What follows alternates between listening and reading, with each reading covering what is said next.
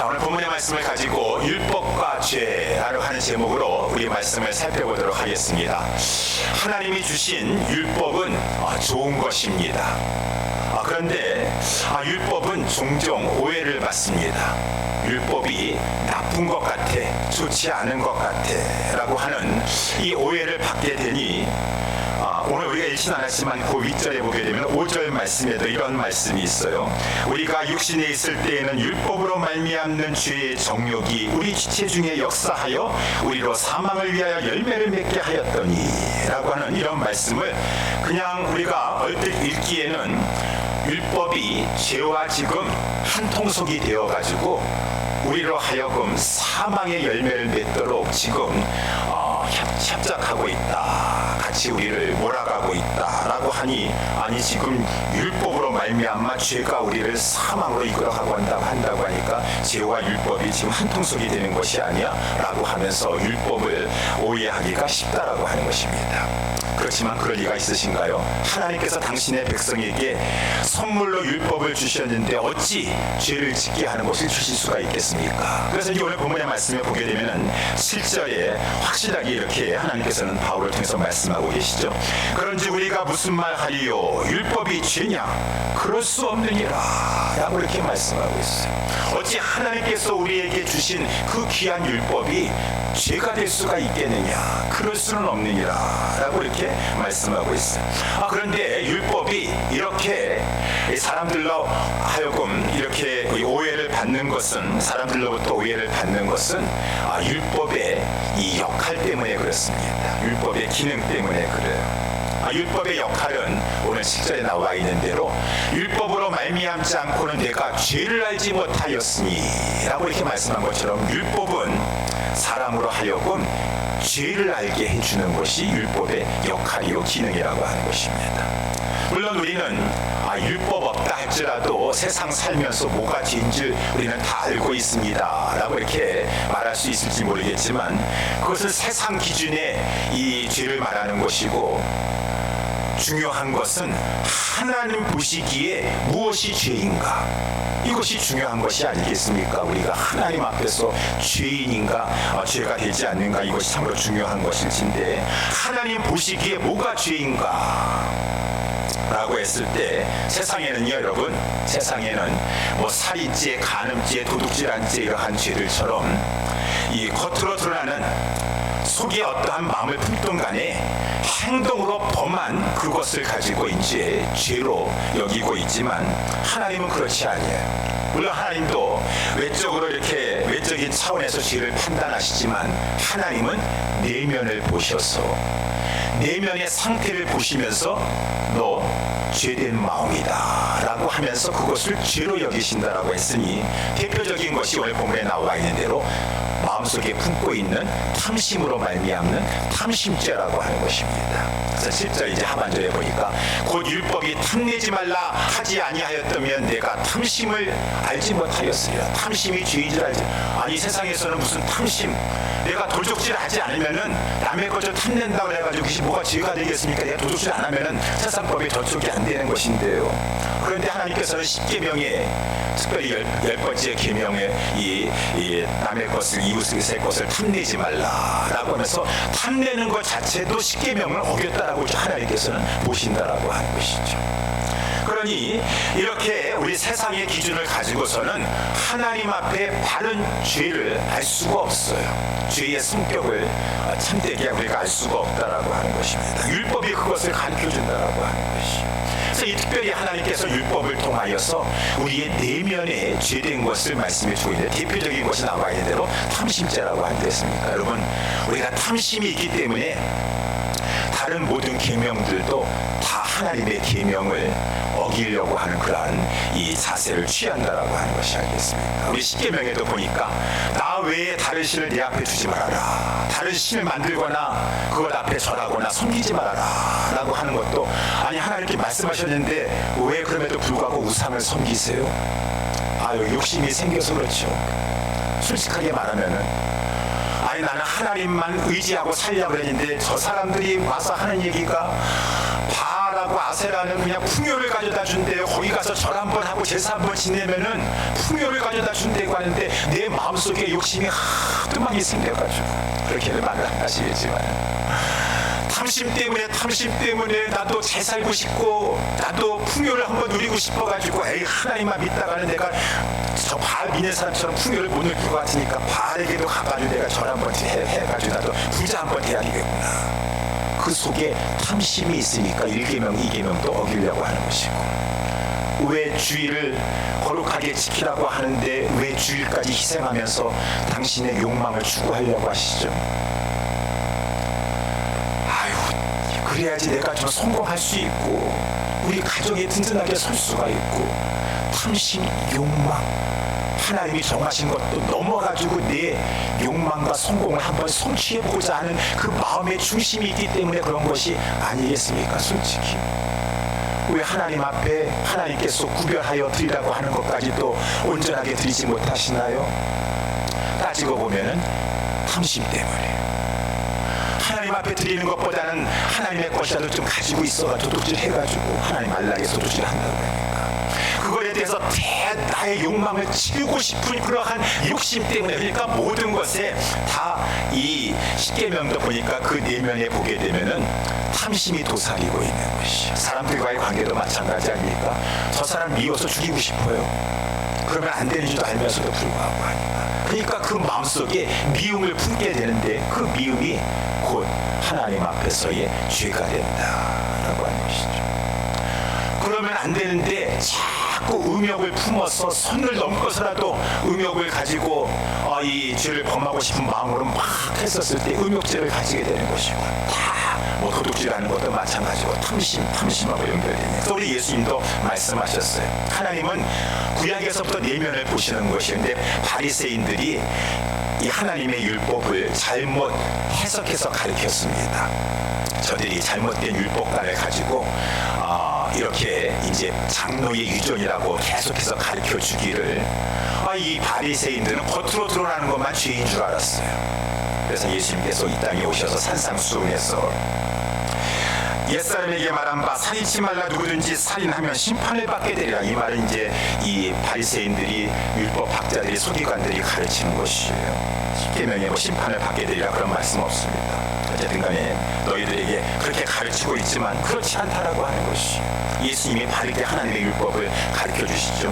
나는 너희에게 이르노니 형제에게 노하는 자마다 심판을 받게 되고 미움죄, 살인죄가 이미 그 마음속에 있다라고 하는 것이죠. 여자를 보고 음욕을 품은 자마다 마음이 이미 간음하였느니라 라고 하면서 이 율법은 우리 사람들로 하여금 하나님께서 무엇을 죄로 보시는가 무엇을 죄로 여기시는가 라고 하는 것을 밝히 알게 해주는 역할을 한다라고 하는 것입니다. 그래서 율법은 사실상 좋은 것이에요. 우리 지난번에 제가 이 비유로 말한 것처럼 율법은 마치 우리에게 있어서는 이 건강검진과 같은 것이에요. 무슨 내시경 검사라든가 건강검진과 같아서 그거 하기 싫고 좀 그렇지만은 그거 해야지 내 속에 지금 뭔가가 이상이 있는 것 같은데 정확하게 판별을 해줘서 그러한 검사가 나는 검사만 해줄 뿐이고 안에 뭐가 있는 것만 알려줄 뿐이지만 나는 치료할 능력은 없으니까 빨리 용한 의사한테 가가지고 치료받아서 너 병 고침 받도록 하라 라고 말한 것처럼 율법의 역할은 우리로 하여금 내면에 이미 죄가 있다라는 것을 알려줌으로 말미암아 죄인인 것을 깨닫게 하고 그래서 죄를 회개하고 그래서 죄를 깨닫고 회개하였을 때 십자가가 귀하게 여기시는 것이에요. 십자가가 귀하게 예수님을 찾게 되는 것이에요. 그러니 율법이 참으로 좋은 것인데 사람들이 율법이 죄를 지적하고 죄를 들춰나게 하니까 율법을 나쁜 것을 이렇게 오해하고 있다는 것입니다. 그래서 이렇게 율법은 좋은 것인데 율법에 대해서 사람들이 이렇게 반응하고 있지만 크게 두 가지로 오늘 이렇게 우리 한번 사람들의 반응을 살펴보면서 우리가 어떻게 율법에 반응하고 율법은 또 하나님의 말씀에 반응해야 될 것인가 두 가지 점을 살펴보도록 하겠습니다. 첫 번째 우리 율법 또 하나님의 말씀을 우리 듣고 나서 죄를 알게 됩니다. 죄가 드러나게 되었을 때 우리는 율법을 거부하지 말아야 되는데 어떠한 사람들은 율법을 거부합니다.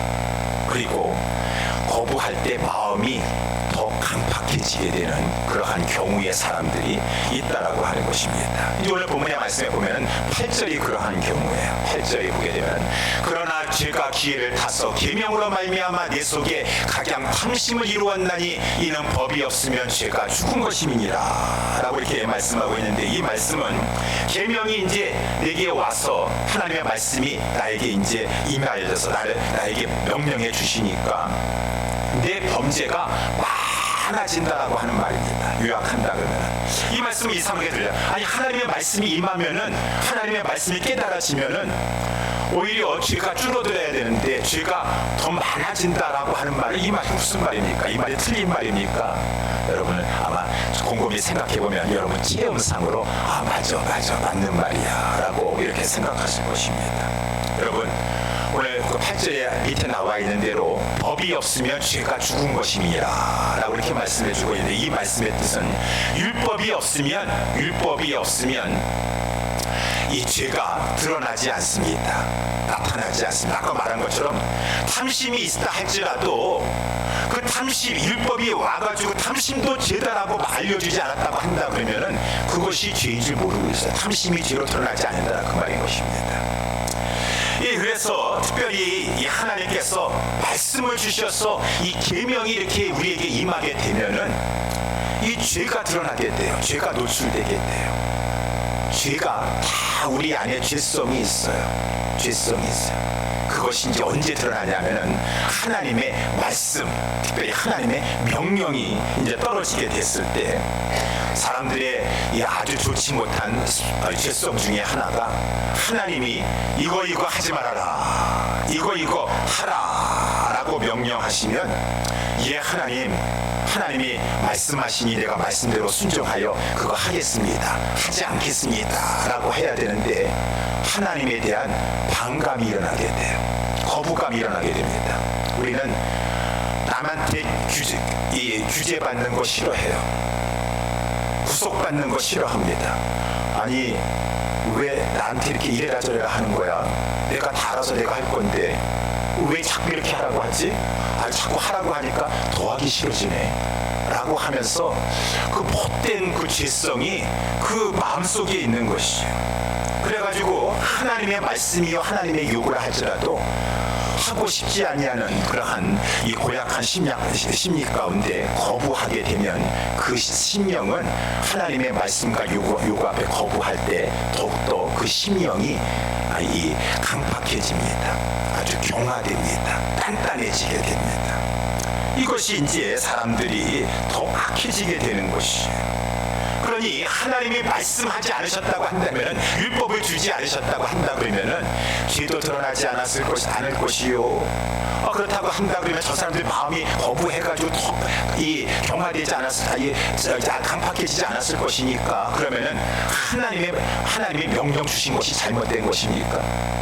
하나님이 말씀 안 해주셨으면은 저들 죄들 드러나지도 않았을 것이고 노출되지도 않았을 것이고, 그러니까 하나님이 잘못하신 거에 말씀 주신 것이, 명령하신 것이, 그러면 안 되겠죠.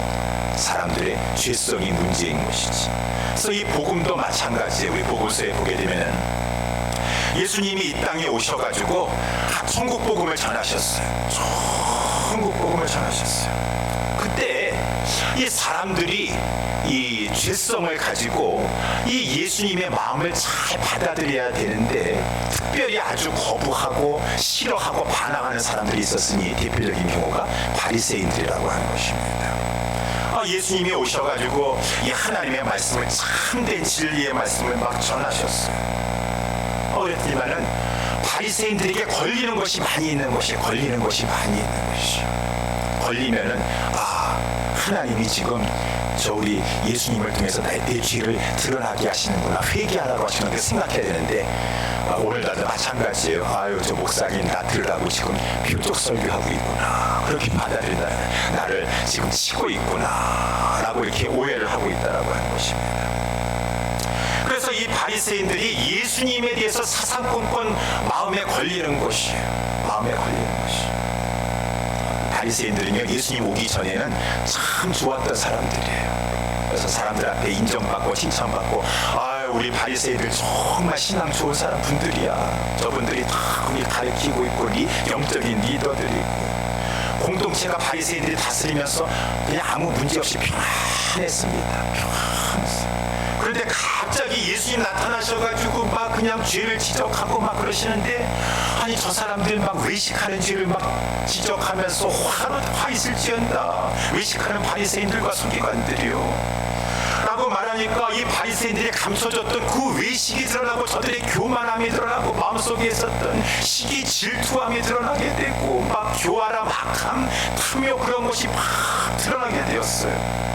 그러니까 저 사람들이 막 그것을 보면서 회개를 해야 되는데 회개를 하기는커녕 막 예수님을 미워가지고 막 저들이 그렇게 악한 사람들인지 몰랐어요. 우리 복음서에 보니까 저들이 얼마나 악한지 예수님을 미워가지고 견딜 수가 없으니까 서로 모여가지고 막 수근수근하고 음모를 꾸미고 반역을 도모하고 예수님에게 이 질문을 해가지고 시험에 빠뜨려가지고 예수님을 법정에 세우자라고 저들이 다 배운 사람들이고 참 고상하고 지식 있는 사람들이고 영적으로 알만한 거 다 알만한 사람들인데 막 그런 교활함과 영악함과 막 이 증오심 그러한 죄된 모습을 막 보이게 되는 것이, 이것을 이제 모르는 사람들은 우리 예수님이 오셔가지고 그냥 예수님 때문에 저 사람들 다 착한 사람들인데, 바리새인들 정말 경건하고 좋은 사람들인데 예수님이 오셔가지고 잘못 말씀하셔가지고 너무 노골적으로 말씀하시니까 저 사람들이 반발심이 생겨가지고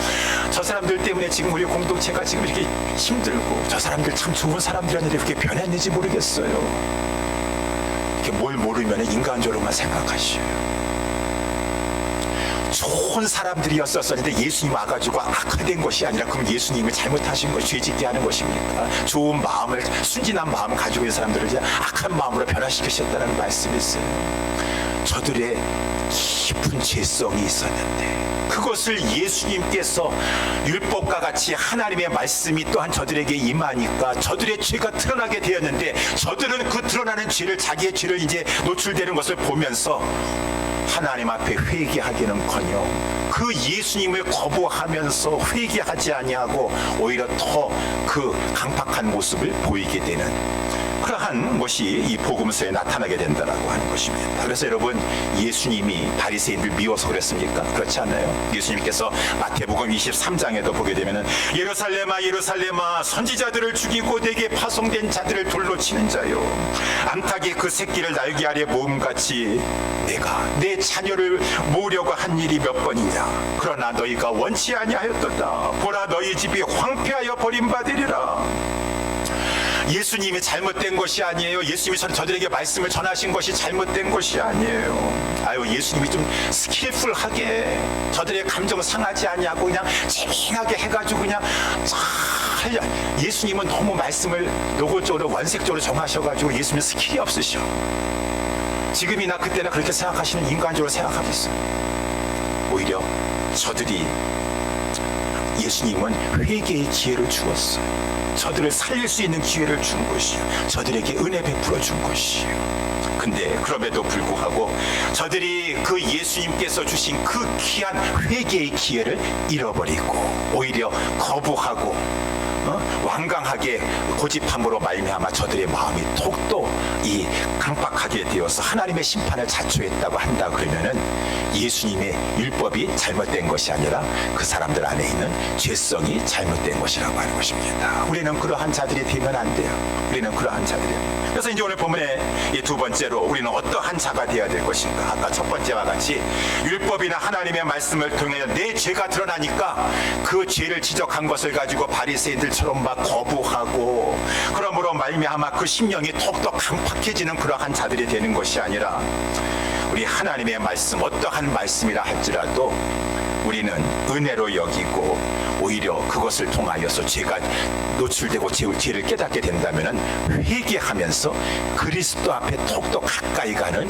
그러한 자들이 되어야 될 것이다 라고 하는 것이. 그래서 오늘 본문의 말씀 9절이 그것을 이제 말씀해 주고 있는 것이, 9절 마지막 절을 보게 되면은 이제 전에 법을 깨닫지 못할 때에는 내가 살았더니 계명의 이름에 죄는 살아나고 나는 죽었도다 라고 이렇게 말씀해 주고 있어요. 계명의 이름에 아까도 말씀한 것처럼 하나님의 말씀이 임함에 하나님께서 말씀 명령을 주심에 라고 하는 것이에요. 명령, 하나님께서 말씀, 율법, 이 계명이 나에게 이르기 전에는 우리 8절 하반절에 나와 있는 것처럼 죄는 죽었습니다. 죄가 드러나지 않았어요. 율법이 없으면 죄가 드러나지 않았습니다. 율법이 없었을 때는 내가 살았습니다. 내가 살아있었어요. 그래서 우리 이 바울이 그렇게 하지 않았습니까? 바울이 빌립보서에서 자기 간증을 조금 하는데 내가 전에는 어떻게 나를 여겼느냐 하면은 율법의 의로는 흠이 없는 자라고 생각했습니다. 나는 의롭다라고 생각했습니다. 그래요. 율법이 임하여서 진정으로 율법을 깨닫기 전에는요 살아있습니다. 내가 살아있습니다. 나 괜찮은 사람입니다. 율법의 의로는요 흠이 없는 사람입니다. 성경에 보게 되면 다 바리새인들이 그랬어요. 우리 누가복음에 나와 있는 이 부자 청년 관원 18장에 나와 있는 부자 청년 관원도 선생님이여 영생을 얻으려면 내가 무엇을 더 하여야 하리까? 내가 어려서부터 다 십계명의 모든 대인관계 속에서의 모든 계명들도 다 지켰고요. 내가 무엇이 부족하리까? 라고 있어요. 예수님께서 탐심의 계명, 내면에 있는 계명 딱 말씀하니까 그거는 지킬 수가 없어가지고 탐심죄가 있구나 라고 고민하여서 그만 예수님에게 회개하고 예수님을 따라가야 되는데 돌아서 고민하여 갔다라고 이렇게 말했다라고 하는 것입니다. 여러분, 이렇게 이 부자 청년 관원도 그렇고 사도 바울이 이전에도 그렇고 다 자기 의로운 줄 알고 있어요. 그래도 내 신앙 괜찮다고 생각하고 있습니다. 왜? 하나님의 말씀이 임하기 전에는 내가 얼마만큼 죄인 것, 내면이 타락하고 죄인인 것을 깨닫기 전에는 다 괜찮은 존재인 줄 알고 살아있다 그 말인 것입니다. 살아있어요. 그런데 하나님의 계명이 임하고 하나님의 말씀을 통하여서 내 내면에 이러한 죄가 있구나라고 하는 것을 율법이 임하여서 깨닫게 되니까 이제 9절 말씀에 나와 있는 대로 계명이 이름에 죄는 살아나고 죄가 드러난다라고 하는 것입니다. 죄가 드러나고 제가 내 수면의 아래로 가라앉아가지고 감추어져 있었었는데 그런 하나님의 말씀 앞에 죄가 이제 드러나게 되는 것이죠. 죄가 드러나면서 나는 죄인이로다. 오늘 이제 이 로마서 7장 24절에 사도 바울이 고백하는 것처럼 예수 믿고 나서 고백하는 것이 오라 나는 공고한 사람이로다. 이 사망의 몸에서 누가 나를 건져내랴. 누가 나를 건져내랴. 라고 하면서 오히려 내가 하나님의 말씀이 임하고 주님을 알고 그러고 난 다음에 성령님이 내 안에 계시고 그 빛 가운데 내 자신을 하나님의 말씀에 비추어 보니까 너무 내가 내 안에 그 죄가 많은 것이요. 죄가 많은 것이요. 그럴수록 더욱더 하나님 앞에 심령은 가난한 심령이 되고 애통하는 자가 되고 그러니까 더욱더 예수님 의지하게 되고 십자가가 귀하게 여겨지게 되는 것이고 이것이 이제 하나님의 복이, 하나님이 우리에게 주시는 복이라고 하는 것입니다. 심령이 가난한 자가, 죽은 자가 복이에요. 내가 펄펄하게 살아가지고 누가 나를 뭐라 그래? 내가 그래도 다른 사람보다 괜찮은 사람인데 아이고 나만한 사람이 있나 보다 나와보라 그래. 아이고 아직까지 살아있구나. 아직까지 살아있구나. 아직까지 살아가지고 저렇게 자기 자신을 보지 못하고 있구나. 하나님의 계명이 임하여서 그 사람 안에 있는 죄가 좀 드러나야 깨달아야 돼. 그리고 나는 정말 심령이 가난한 자가 되고 애통하는 자가 돼야 돼. 그래야지 이제 율법의 기능을 바로 내가 이제 받아가지고 그렇구나 이제 율법을 통해서 죄를 깨닫게 되었으니 나는 예수님에게 시집가야 되겠구나. 예수님에게 가야 되겠구나 라고 해야 되는 것이.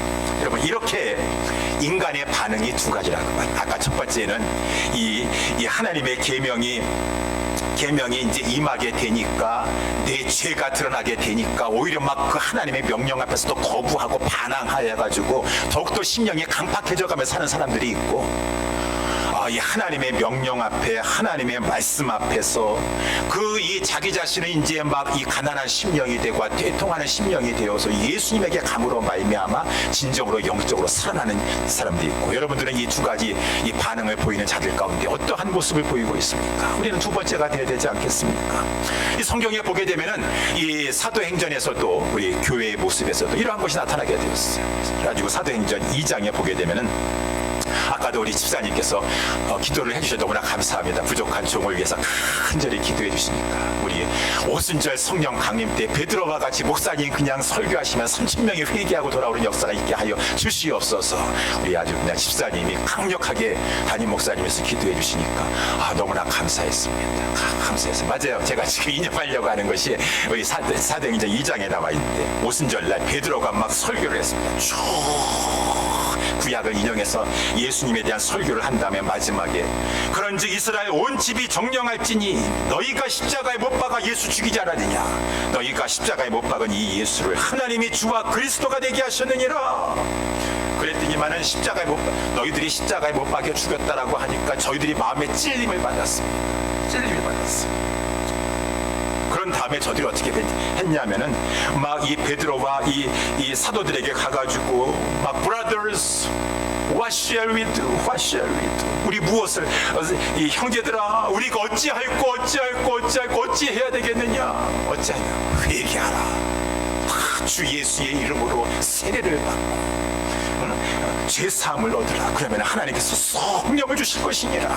참으로 아름다운 회개하는 역사를 하게 되었어요. 그런데 사도행전 2장에서는 그랬는데 사도행전 7장에 가보니까 스데반 집사님이 성령 받고 나가지고, 스데반 안수 집사라고 할지라도요 막 회당에 들어가가지고 막 헬라 회당에 막 두루두 다니면서 막 그 소굴에 들어가가지고 복음을 전하는데, 베드로 못지않게 긴 그 사도행전 6장 7장에 막 설교를 하면서 쭉 설교를 하면서 얼마나 강력하게 막 저들을 도전을 하는지, 목이 곧고 마음과 귀에 할례를 받지 못한 사람들아 너희가 항상 성령을 거스려 너희 조상과 같이 너희도 하는도다. 너희 조상들은 선지자 중에 누구를 핍박지 아니하였느냐. 의인이 오시리라 예고한 자들을 저희가 죽였고 이제는 너희는 그 의인을 잡아준 자여 살인한 자가 되었도다 라고 하니까 이 스데반 집사의 그 말을 통하여 저희들도 그 말을 듣고 마음에 찔림을 받았어요. 마음에 찔림을 받았어요.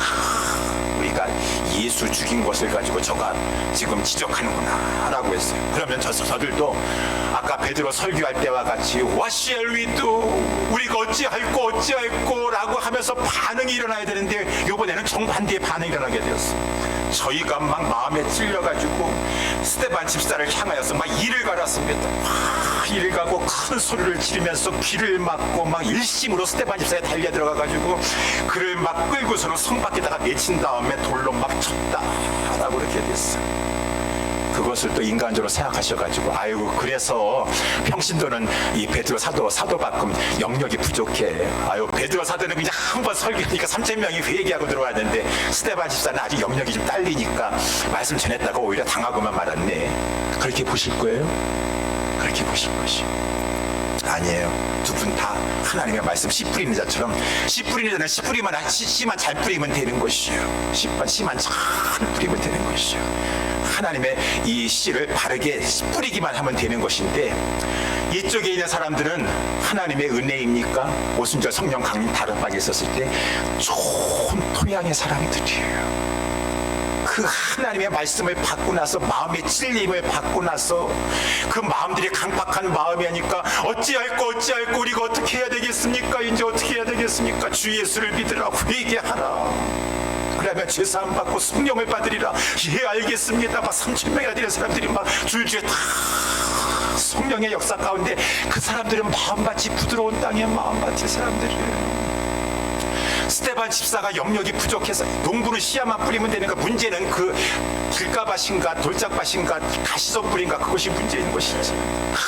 그러한 사람들이 모여 있어가지고 그 스데반 집사의 하나님의 그 정말 귀한 말씀을 드렸음에도 불구하고 이를 갈고 막 그냥 이 길을 막고서는 달겨 들어가지고 성 밖에 내치고 돌로 치려고 하는 그러한 이 하나님의 역사에는 항상 그렇게 이 두 반응이 나타나게 되는 것이, 물론 아무것도 그냥 몰라가지고 주무시는 분들도 계실지 모르겠지만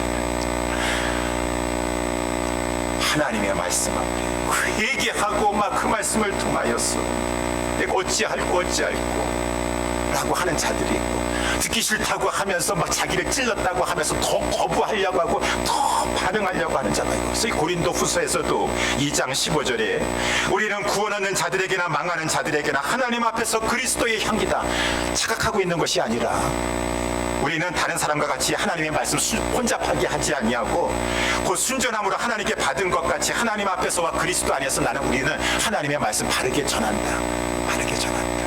그리스도의 향기다. 하나님 앞에서 향기다. 그런데 이 사람에게는 그저 이 하나님의 받은 말씀이 사망으로조차 사망에 이르는 냄새가 되는 것이고, 어떠한 이 사람들에게 있어서는 이 생명으로조차 생명에 이르는 냄새가 되는 것이니, 똑같은 하나님의 말씀을 전한다 할지라도 그 말씀을 듣고서는 도저히 이 사망에 이르는 냄새가 나는 것을까지 견딜 수가 없도다라고 하는 사람들이 있고, 이것을 가지고 아멘 회개합니다라고 하면서 그 말씀을 통하여서 생명으로 사망으로 살아나는 사람들이 있다라고 하는 것입니다. 그렇게 반응이 둘로 나눠지게 되는데, 우리는 이러한 오늘은 율법이지만 말씀도 마찬가지입니다. 하나님의 말씀, 진리의 말씀, 씨앗과 같은 말씀을 받았을 때, 우리의 죄를 지적하게 하시고 회개케 하시는 말씀을 들었을 때 우리는 어떻게 반응하며 살아야 될 것인가? 우리는 오늘 9절에 나와 있는 대로 9절 마지막 절에 하나님의 말씀이 이름에 계명이 이름에 하나님의 명령이 떨어짐에 내 죄는 드러나게 되고 나는 가난한 심령, 애통하는 심령이 되었어. 주님 의지하면서 회개하면서 그러할 때 그 심령 가운데 회개케 하는 역사가 성령을 통해서 이루어지게 되는 것이고, 회개하고 주 예수를 믿는 심령 속에 주 예수님이 성령으로 들어가시고 계셔서 성령이 그 사람을 가지고 이제 이끌어 가시는데 죄를 미워하게 하시고 성령의 소유 가운데 따라가도록 같이 붙잡아 인도해 주시고, 그러니 저와 여러분들은 이 땅에 신앙생활 해 나아가는 것 가운데 하나님의 말씀을 받았을 때 우리의 말씀이 우리의 이름에 우리의 죄는 더 드러나게 돼서 죄인 오라 하실 때 날 부르소서 라고 하면서 더 가난한 심령에 통하여서 그 사람들이 복이 있도다. 심령이 가난한 자가 복이 있도다. 천국이 저희 것이다. 하나님이 이 땅에서부터 천국이 임하여서 저들과 동행해 주시고 함께 해 주시고 인도해 주시고 저 영원한 천국에서 영원히 함께 해 주실 것이고, 애통하는 자에게 진정한 주님이 함께 하시면서 위로하여 주실 것이고, 우리는 복이 있는 성도가 돼야 될 것이라고 하는 것입니다. 사랑하는 우리 옛사랑교회 성도 여러분들이요, 우리는 늘 하나님의 말씀을 받습니다. 율법의 말씀을 받습니다. 어떻게 살아갈 것입니까? 우리는 그 죄성을 가지고 반항하고 거부하고 불순종하면서 더욱더 강팍해지는 인생을 살아가실 것입니까? 우리 시편 141편 5절에도 나와 있는 것처럼 의인이 날 친다 할지라도 하나님의 말씀은 책망과 교훈과 바르게 함과 의로 교육하기에 유익하니, 의인이 날 친다 할지라도 은혜로 여기며 책망할지라도 머리에 기름과 같이 보배롭게 여겨서 이를 통해서 내가 더 죄를 버려야 되겠구나, 깨닫고 버려야 되겠구나, 성화돼야 되겠구나, 내 머리가 이를 거절치 아니할지라. 그러하면 하나님은 겸손한 자에게 함께 해주시고 은혜를 더하여 주시는 것입니다. 교만한 자를 물리치시는 것이, 저나 우리 예수사랑교회 우리 모든 성도들은 이러한 원리를 깨달아 하시고 하나님 앞에 가난한 심령이 되어서 그저 하나님 앞에 겸손한 심령으로 말씀을 잘 받고 열매 맺는 성령의 역사 가운데 우리 모두가 될 수 있게 되기를 예수님의 이름으로 축원합니다. 감사합니다. 이 시간에 우리 찬양하도록 하겠습니다.